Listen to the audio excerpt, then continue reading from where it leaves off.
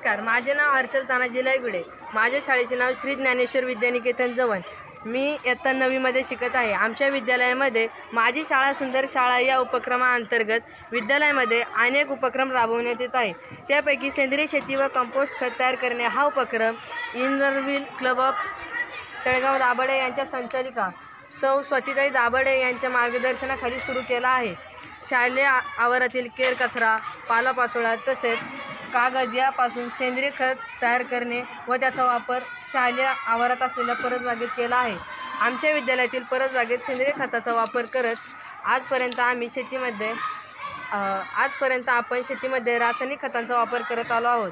परंतु रासायनिक खते व औषधांचा अतिरेक झाल्यामुळे आपल्या शेतीमध्ये आपण विषारी फळे व पालेभाज्या पिकवत आहोत।